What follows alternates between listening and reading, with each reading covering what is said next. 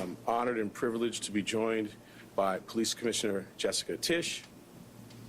First and foremost, I want to extend my deepest condolences to Mr. Thompson's loved ones and colleagues.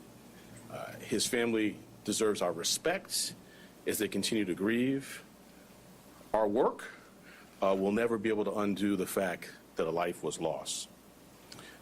We are here to announce that Luigi Mangione, the defendant, is charged with 1 count of murder in the first degree and 2 counts of murder in the second degree, including 1 count of murder in the second degree as an act of terrorism for the brazen, targeted, and premeditated shooting of Brian Thompson, who, as you know, was the CEO of United Healthcare. This case was made possible by the collaborative efforts of the phenomenal public servants you see before you today, and so many others who are not here. I'm honored to lead the Manhattan District Attorney's Office and privileged to serve alongside Assistant District Attorneys Joel Seidman, Kristen Bailey, and Zachary Kaplan, who were working from the outset, hand in hand, with the greatest police department in the world. The chief of our trial division, Lisa Del Pizzo, and the deputy chief, Chris Prevost, provided sage oversight and direction. And I want to acknowledge our high technology analysis unit. There was a lot to be processed here. Steve Moran, in particular, who heads that, and Marco Popic. We are privileged here at the DA's office to work every day with the phenomenal public servants at the NYPD. It has been a distinct pleasure to work besides Commissioner Tisch, an exemplary partner, and Chief of Detectives Joseph Kinney. Almost every day we're in touch, and his leadership is second to none. And then Deputy Commissioner Rebecca Weiner, who, as I tell her, there are a lot of challenging things happening in the world, and I sleep better at night knowing that she is the Deputy Commissioner in charge of terrorism. The detectives on this, out doing the courageous frontline work, Detective Oscar Diaz, Detective Curcio, exemplary, the finest. It wasn't just those of us here in New York. I want to acknowledge the great work of our partners in Altoona, the Altoona Police Department, the Blair County District Attorney's Office, the governors of New York and Pennsylvania, the FBI, and of course, the brave members of the public who answered the call when our great commissioner put out the call for their assistance. This was a frightening, well-planned, targeted murder that was intended to cause shock and attention and intimidation. It occurred in one of the most bustling parts of our city, threatening the safety of local residents and tourists alike, commuters and business people just starting out on their day. Let me say a bit more about the charges. They include 1 count of murder in the first degree as a killing in furtherance of terrorism, 2 counts of murder in the second degree, 1 charging that the killing was done as an act of terrorism, and the second pertaining to the fact that the killing was intentional. The maximum penalty possible for murder in the first degree and murder in the second degree as an act of terrorism is life without parole. The maximum penalty for murder in the second degree is 25 years to life. There are additional counts as well. A number of criminal possession of weapon charges, 2 counts in the second degree, 4 counts in the third degree, 1 count in the fourth degree, and a count of criminal possession of a forged instrument in the second degree. Let me tell you a bit about the facts. On November 24th, we allege that the defendant arrived in New York City to murder Brian Thompson. After the defendant arrived in New York City on a bus at Port Authority, he checked into the hostel on the Upper West Side using the name Mark Rosario with a fake New Jersey ID. On the morning of December 4th, the defendant left the hostel, just after 5:30 a.m. and traveled to Midtown. For nearly an hour, we allege the defendant waited in the area near the Hilton Hotel, waiting for Mr. Thompson to appear. From 6:38 a.m. to 6:44 a.m., the defendant stood across from the entrance of the hotel on West 54th Street, When he saw Mr. Thompson, he crossed the street and approached him from behind. We allege he then took out a 9mm 3D printed ghost gun, equipped with a 3D printed suppressor, and shot him once in the back and once in the leg. The defendant then fled northeast on 54th Street and took an e-bike uptown before getting into a taxi that took him to West 178th Street and Amsterdam Avenue. On December 9th, the defendant was spotted at McDonald's in Altoona, Pennsylvania. The local police were notified, he was arrested, and he was found with a 9mm handgun, a suppressor, 2 ammunition magazines, and the same fake New Jersey ID he used at the hostel. I want to say a word about ghost guns. These weapons are increasingly proliferating throughout New York City and the entire country. Involving technology will only make this problem worse. Last year, over 80 ghost guns and ghost gun parts were recovered in Manhattan alone. The NYPD and the Manhattan DA's office have been leading in the interdiction of these ghost guns. And one thing I want to make clear, they're unserialized, they can be printed out, but as this case tragically makes clear, they are just as deadly as traditional firearms. This will remain a priority for us here in Manhattan. Finally, I know there have been questions about the extradition process. The latest that I can offer you is that the defendant is currently scheduled to appear in court in Pennsylvania on Thursday morning, first for a preliminary hearing on his Pennsylvania charges. Immediately to follow that will be an extradition hearing. We have indications that the defendant may waive that hearing, in which case he'd be brought to New York forthwith.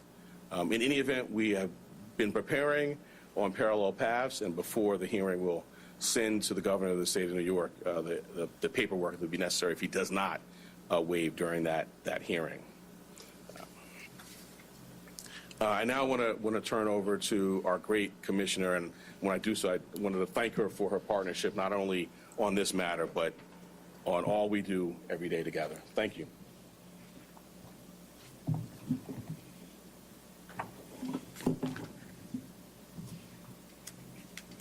Good afternoon, everyone.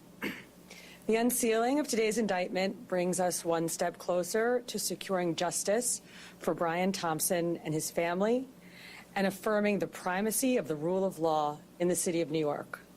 NYPD detectives worked tirelessly to piece this case together. And along the way, the Manhattan DA's office made sure we had every legal tool available to us. Whether quickly providing subpoenas to assist with our evidence collection, or traveling with us to Altoona, Pennsylvania last week after the apprehension, our partnership made this a successful investigation. So I'd like to thank District Attorney Bragg and his team for their work in bringing this case forward. Part of that work included the relentless collection and analysis of surveillance video by our detectives, which ultimately produced a clear image of our suspect. That image was shared far and wide through the media, and thanks to an observant McDonald's customer and the employee who alerted the police, Mr. Mangione was quickly brought into custody. This outcome is why we always emphasize the critical role of the public in our public safety mission. So again, I want to thank everyone who saw something, said something, and did something. That is why we have a suspect in custody today. As DA Bragg said, Luigi Mangione is now formally charged and indicted for murder. And let me be perfectly clear. In the nearly 2 weeks since Mr. Thompson's killing, we have seen a shocking and appalling celebration of cold-blooded murder. Social media has erupted with praise for this cowardly attack. People ghoulishly plastered posters threatening the CEOs, other CEOs, with an X over Mr. Thompson's picture, as though he was some sort of a sick trophy. And yesterday, the New York Post reported that some extreme activists were circulating a deck of cards with other most wanted CEOs to be targeted for assassination. These are the threats of a lawless, violent mob who would trade in their own vigilantism for the rule of law that protects us all. Let me say this plainly. There is no heroism in what Mangione did. This was a senseless act of violence. It was a cold and calculated crime that stole a life and put New Yorkers at risk. We don't celebrate murders, and we don't lionize the killing of anyone. And any attempt to rationalize this is vile, reckless, and offensive to our deeply held principles of justice. Now, as we await the extradition process in Pennsylvania to complete, we continue our public safety work here at home. That includes our focus on the growing threat of ghost guns, one of which was used in this attack. The NYPD remains committed to tracking down and removing these untraceable weapons from our streets. And we will do that work hand in hand with District Attorney Bragg here in Manhattan and in every other borough to ensure that those who possess, distribute, and use these weapons are held fully accountable.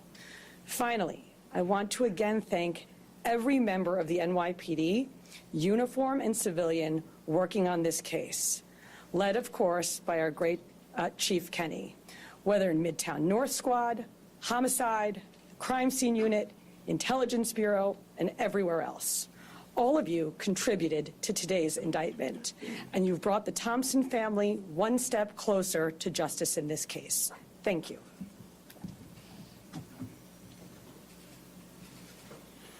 We're going to take off-topic questions. Shayna?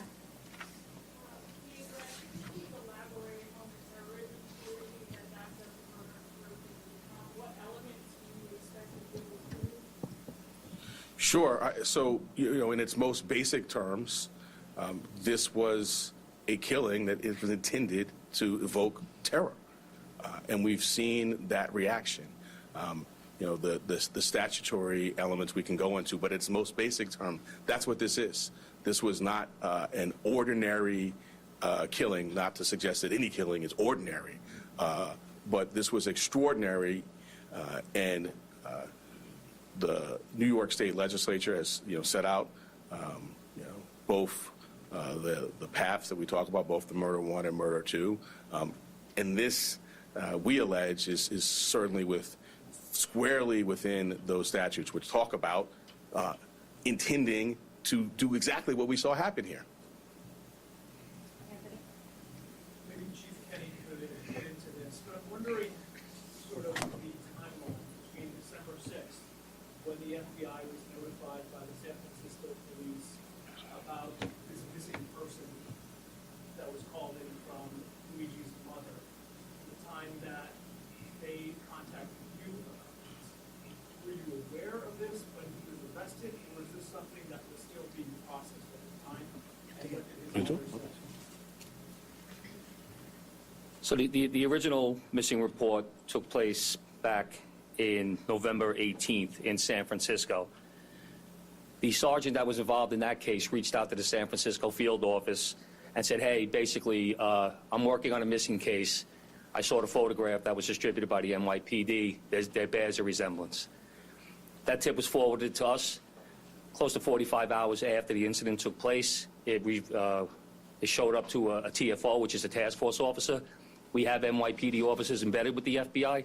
They received that tip. It was one of 4 tips that they had received that day, and they were vetting it. Part of that vetting process was that they reached out to Mangione's mother in San Francisco very late on the 7th. They had a conversation where she didn't indicate that it was her son in the photograph, but she said it might be something that she could see him doing. So that information was going to be passed along to the detectives the next morning, but fortunately we apprehended him before that we could act on that.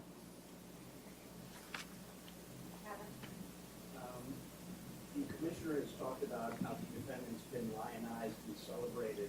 I'm wondering how concerned you are about a potential jury knowing that someone on that jury would be someone who would lionize and celebrate him. Well, I want to echo the commissioner's words and concerns, which I think were put forth beautifully. I mean, we see a lot in these jobs. I meet with the families of homicide victims, and I just can't wrap my head around the notion that someone is celebrating this. To your specific question, we're at the beginning of a litigation now with our charge.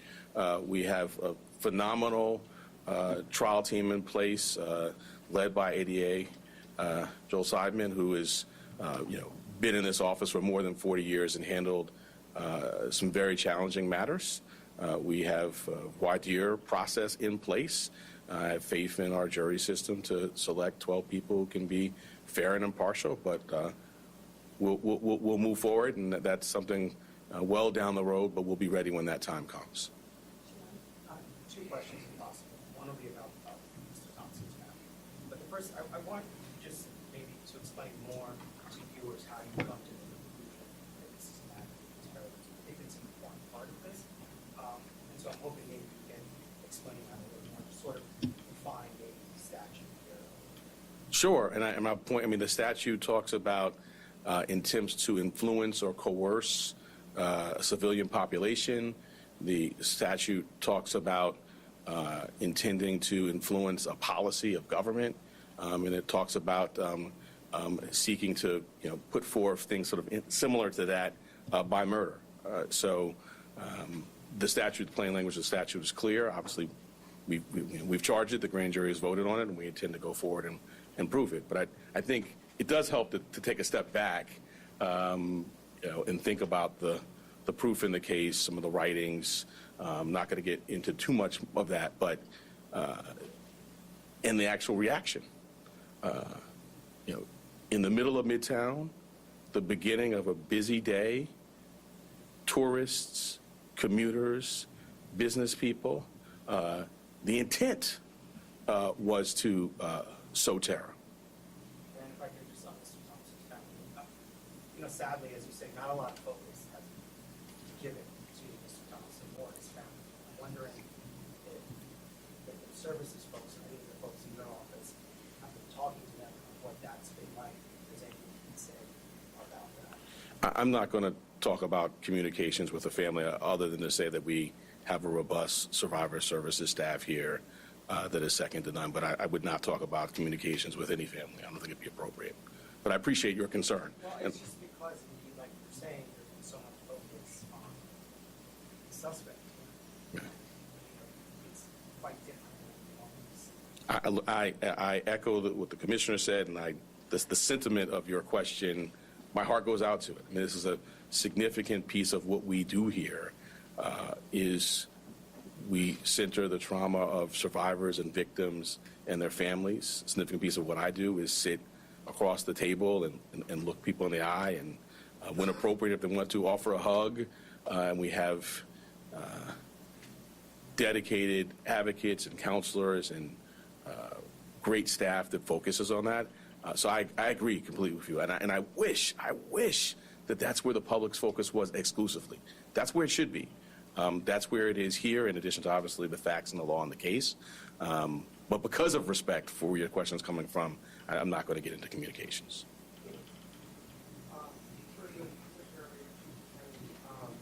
Given the celebration of the tribe, wondering if the NYPD is getting any of this back to the office. There was a point on Yes, absolutely. And we've seen a real increase, sustained increase since December 4th in concern, not just from CEOs, but from corporations broadly. And so going back to the DA's point, the intent to intimidate or coerce a civilian population, which is, of course, at the root of our state terrorism statute, is very much borne out in this reaction. And for good reason. We've had a torrent of online threats. We've had real-world activity that the police commissioner flagged, which is abhorrent, and it causes concern. So we have done a lot to work with corporate security partners with whom we partner on a daily basis in this city, at the city level, at the state level, trying to make sure that everybody has the best practices that they need, that they know where to flag not just general ambient concerns, but specific threats that they might be receiving. that a few weeks ago they might have written off as just noise in the online environment, that they now take seriously. So these are ongoing conversations that we have, and thanks to all the work that we do together every day, we're quite confident that concerns and threats are going to be appropriately directed our way. We're going to take two more. Yep. Geographically, can you describe just how rare it is for your office to charge with first-degree murder? There has been some talk about how that is reserved to very specific cases in Manhattan. And also, if you could speak to the statements made on the record by a suspect that informed this timeline in particular, because maybe this is incriminating or statements that have to be made. So I'll address the first piece. The first-degree murder statute has a number of subsections. They're sort of clearly delineated, and they are reserved for, the most abhorrent conduct, killing a police officer, serial killing, and the terrorism is one subsection of that. And so I would say, fortunately, that's not happening a lot. Taking a step back, I can't think of another office that is more equipped to handle a terrorism charge. We have a great terrorism unit. We were at the forefront of getting the statute passed. Within the last 2 years, we've tried 2 very significant terrorism cases, one involving an English-speaking operative based in Jamaica, and another involving someone who was here and funding overseas terrorism by cryptocurrency. So we have the expertise, and as I mentioned, the expertise on this team, and so we're prepared to go forward. Have other statements? Yeah, I'm not going to go beyond what's in the filing. All right, last question, Laura. Hey, Brad, are you able to say now, I know it's going to take, but that you will be seeking the maximum sentence from So as a matter of practice, I don't talk about sentencing outside of court as a first matter, and certainly not at the initial stages of a matter. But I think you can tell the seriousness with which we take this matter by the way in which it's charged. The murder in the second degree actually has a mandatory life without parole sentence, no discretion for the judge at all. So that's the maximum there. But I'm not going to go beyond that. We will first get the defendant to New York. We will have him arraigned. We will be before our judge. We will engage in pretrial litigation. If there's a trial, we're ably equipped to do that. And then we will proceed to sentencing, at which point we'll make our arguments in court. Thank you all so much. Thank you. I was taking your book.